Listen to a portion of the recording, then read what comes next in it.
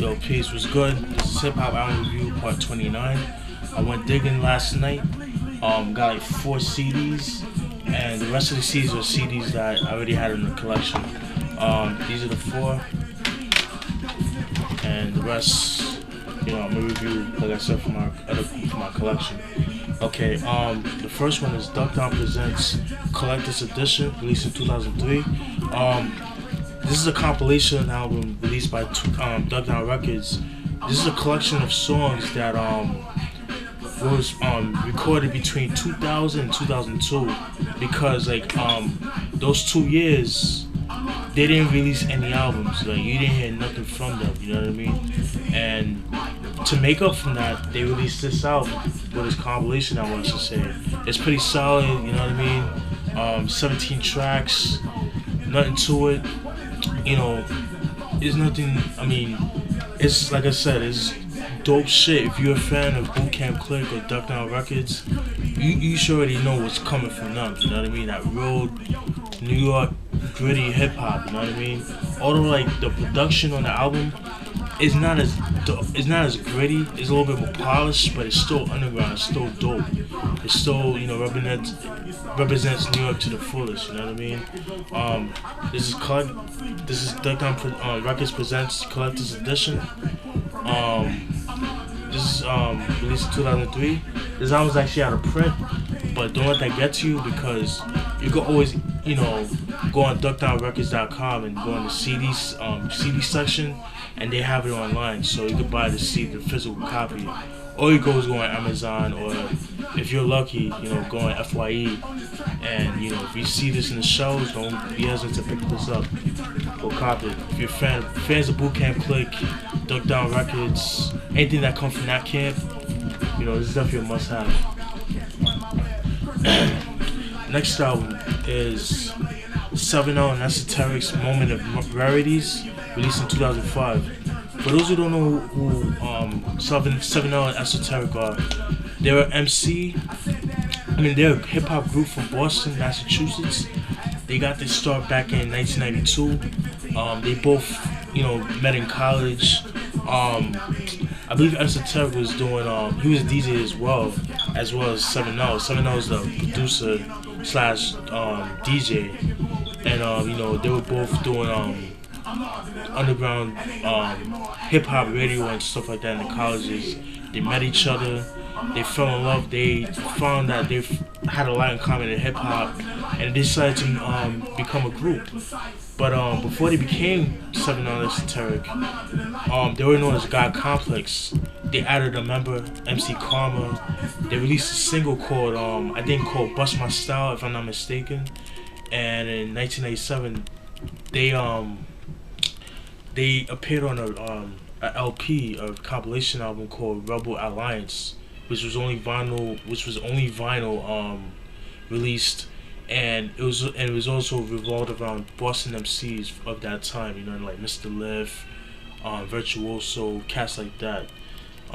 And fast forward, after they released that, they dropped the name God Complex, and they named themselves 7L and Esoteric. And in 1999, they came out with an EP called Speaking Real Words, critically acclaimed in the underground. And in that EP, Inspector Deck made a guest appearance on this title track, Speaking of Real Words, got critically acclaimed. Fast forward to 2002, they released their 2001, I should say, They released their first album, The Sole Purpose. Dope album. I don't have it in my collection. Believe it or not, a lot of this stuff is out of print. It's very hard to come by. They're very hard to come by, especially the earlier stuff. At least where I'm from. At least where I stay at, because over here in Florida, where I live, they're not really. There's no market for hip hop, the underground and stuff like that. Although it's gonna come up, but it's not really, You know where I'm getting at. And then they released a couple of albums all the way up to 2005. They released this. Well, this album is a collection of songs that they did back in 1995, or the mid-90s, all the way up to 2005. So it's songs from like I said, the mid '90s, always from between the albums that they made. Some songs are like leftover songs from a bunch of couple of their albums. It was like demos and stuff like that. I like when artists do that. You know what I mean? It shows like how they were, how they were then and how they are now. You know what I mean? You see 7L chilling right here. You see Esoteric chilling. Boy rocking a polo, the old school polo. I'm a polo head. I love polo, but I like the old school polo. I don't like the new polo. All my polo heads, you know what I'm talking about. P-wing and all that stuff. This is pretty dope. I like this picture. And what's cool is about that, you read the description. If you like this, stay tuned for more. You guys need to put that out. Throughout each album, track listing from each song, it shows like a brief description how the song was made and what album it was left off of, and things of that nature. It's really cool. You know what I mean? But this is 7L Esoteric. Moment of Rarities, released in 2005. This album was actually out of print, so if you can find it, you find it in the stores, you find it shelved. More than likely, it's gonna be used because it's out of print, like I said. But if you find it, you see it, don't be hesitant to pick it up. Next album is De La Soul's third album, Buhloone Mindstate, released in 1993. Give me 1 second.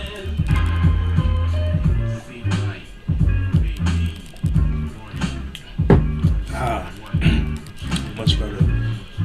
De La Soul, for those who don't know who De La Soul is, they're a group from Long Island, from Amityville, which is part of Suffolk County. For all those that don't know about Amityville, yeah, it's the same Amityville where they have the Amityville house horror and all that stuff. They got this start back in the late 80s, 87. They got discovered by Prince Paul. He liked what they was putting out, and then fast forward to 1989, they put out the first album, critically acclaimed 3 Feet and Rising. Classic album by many. Fast forward to 1991, they released the album De La Soul is Dead. Believe it or not, De La Soul is actually, excuse me, sorry about that. I ate something earlier that made me throw. But believe it or not, De La Soul and Prince Paul, really, I think it's Prince Paul, are the originators of having skits and albums. So if it wasn't for them or Prince Paul, we wouldn't have skits today. You know what I mean? Like I said, De La Soul, they released their second album in 1991. De La Soul is Dead. That got good critically acclaimed, dope album. And then we got this album,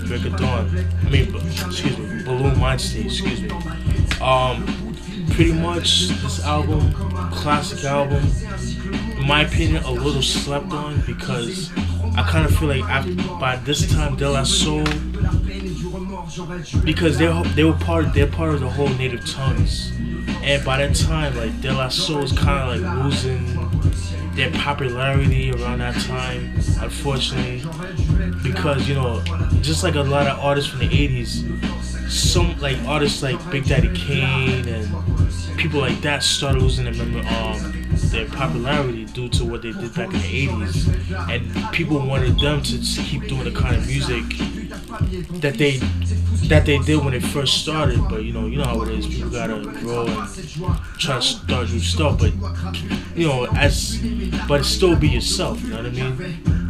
But singles I was known for are Break of Dawn and Ego Trippin'. Those are the only 2 singles. Definitely a dope album, definitely a must-have in your collection. What's cool about this, something interesting. There's a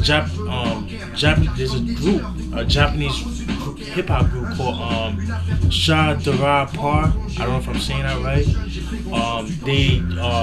They were featured on the song. What's the song?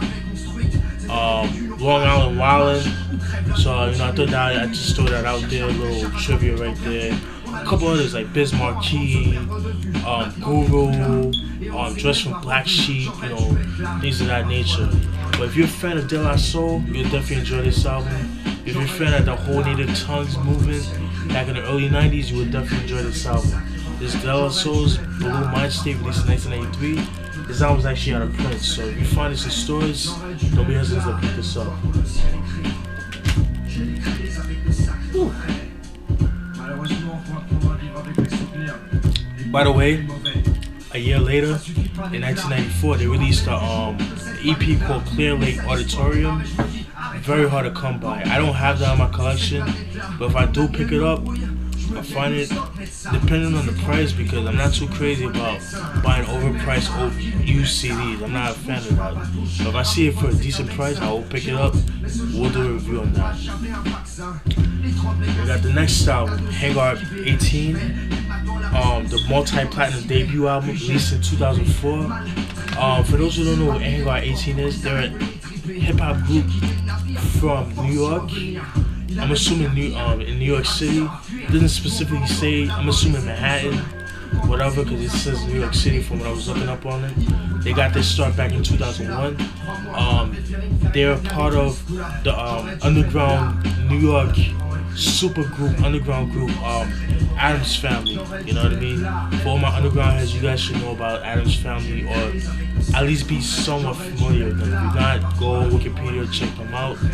But anyways, Hangar 18, they got their start in 2001. They got recognition by touring artists like LP, A$AP Rock, Mos Def, RJD2, and Gym Class Heroes. Back when Gym Class Hero actually made dope music, with the Paper Cut Chronicles and stuff like that. Things of that nature. Fast forward to 2004, you got this album.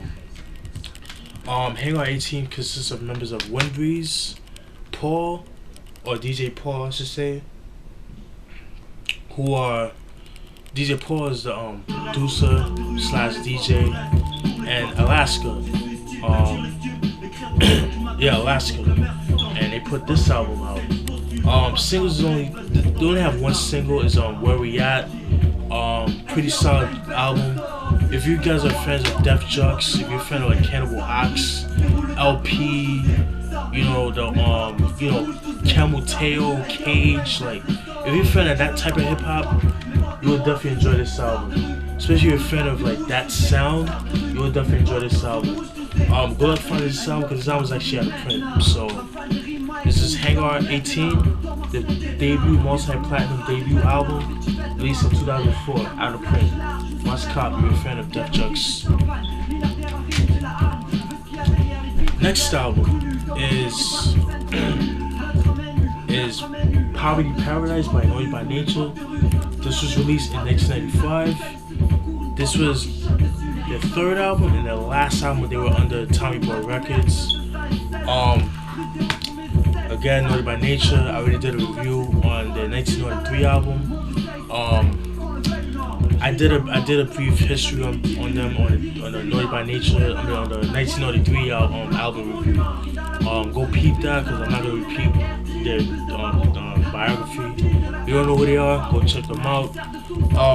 Noise by Nature. They released this in '95, like I said. Again, they're in the prime, but by this time, Noise by Nature, I wouldn't say like they're, I wouldn't say. Now, I guess this was like the last time people started checking for them, but it wasn't like I wouldn't say like their popularity was going down, but it wasn't the same when it first came out. You know what I mean? To me, very underrated album in my opinion. This is actually my favorite Noise by Nature album.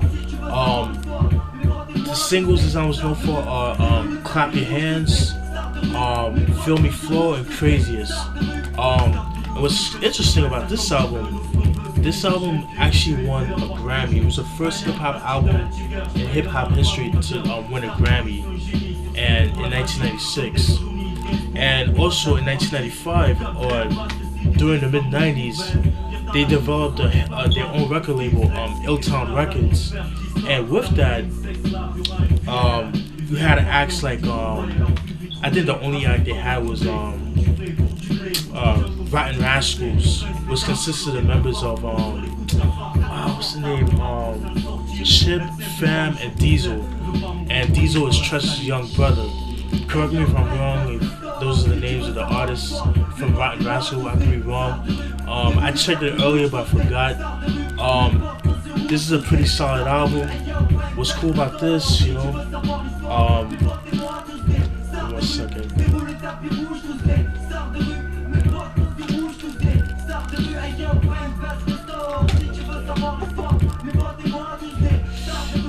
Sorry about that. Thick booklet. You know, you see the lyrics, things of that nature. You see the cool pictures. You know, that's one thing I miss about buying CDs. Like, you know, nowadays people just download music and stuff like that, and that's all good. But then you miss out on things like this. You see like the cool pictures and stuff like that. You know, you see like the cool Noise by Nature gear. By the way, a lot of people don't give them credit for being the first hip hop artist in hip hop history to have their own clothing line. It wasn't Wu-Tang. As much as I love Wu-Tang, it's not them. It was Naughty by Nature. So I want people to, you know, get that, you know, out of the way. You know what I mean? And give them props where props is due. Gotta give credit where credit is due. Like I said, this album's actually out of print. Unfortunately, I'm thinking maybe because I think this was a successful album. But I just think because Tommy Boy Records is no longer in business, that's probably why, you know, it's out of print. The record's folded. I mean, the record label folded. So, you know, so things of that nature.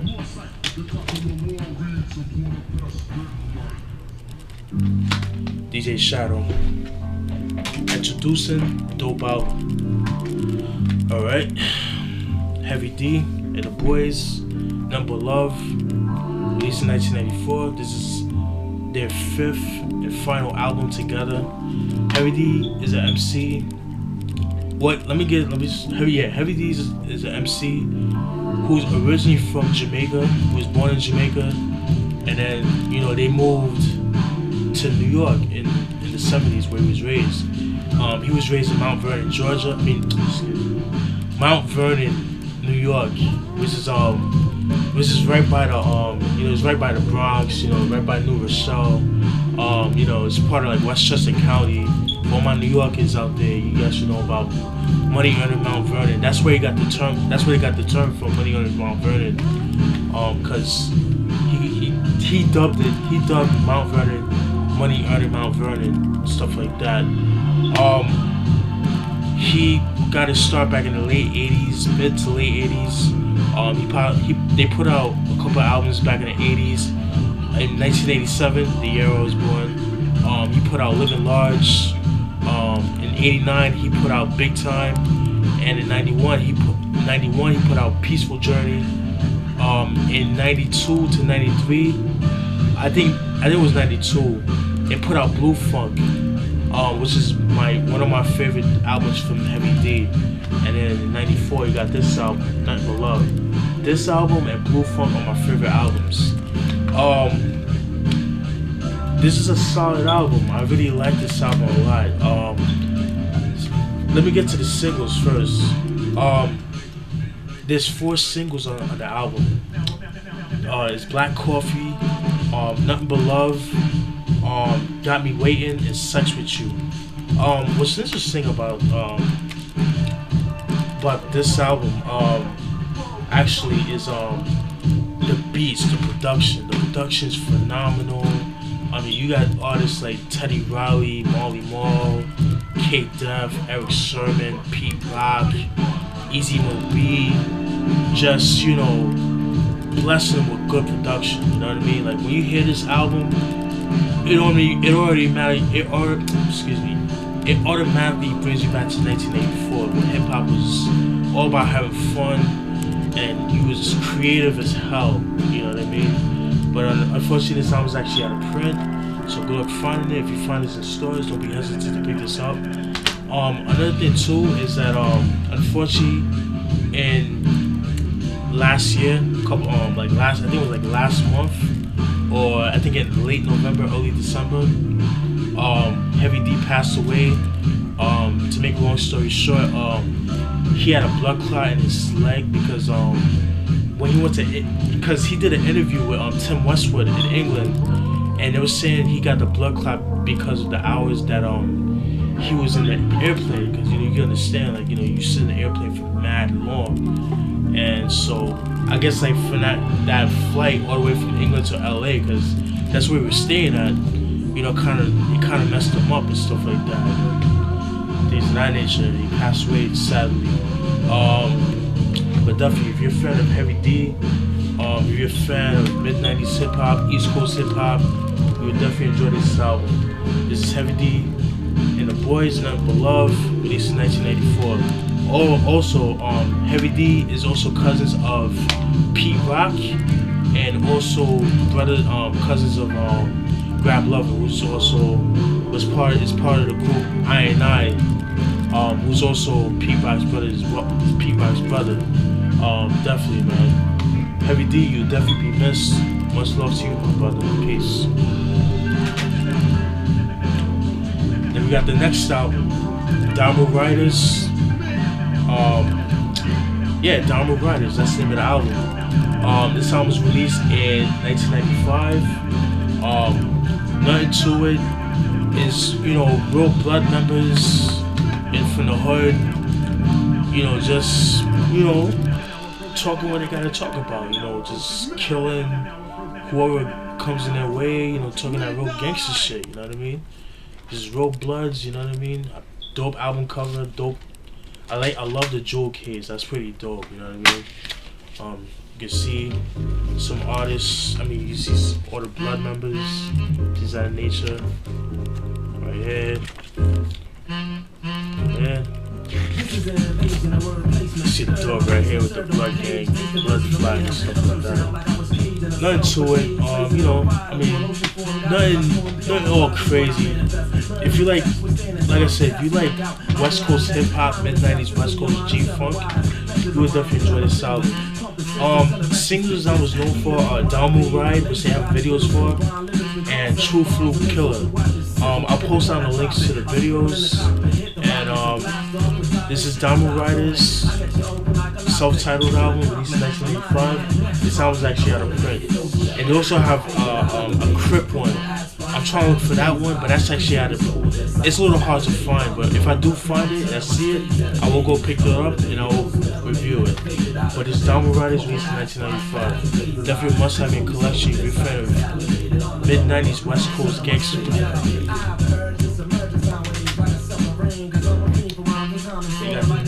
Next album is Blackjack, Street to the Grave, released in 1993. Blackjack, they're a group from East Palo Alto, California, which is in the Bay Area. That's like more like by the San Francisco area. It's part of like San Mateo County. For my Bay Area heads, you guys should know about that. Excuse me. Like I said, it's like right by San Francisco, it's around that area. And they released this album, Street to the Grave. Pretty solid album. It's been years since I heard it. I heard it earlier today, and for the sounds of it, it has that. It kind of reminds me of Ghetto Boys, like sonically. Not as far as like it reminds me of Ghetto Boys. Like they're to me like the West Coast version of Ghetto Boys. You know what I mean? Definitely a solid album. If you like Ghetto Boys, you're a fan of that type of hip hop, you will definitely enjoy this album. Street to the Grave, Blackjack, released in 1993.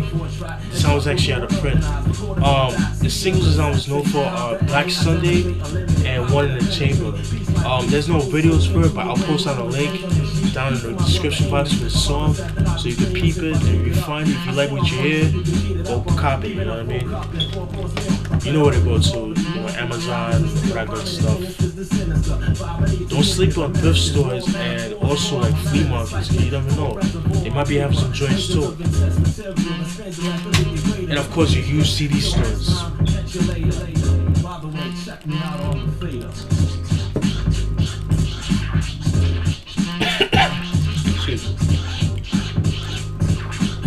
Then we got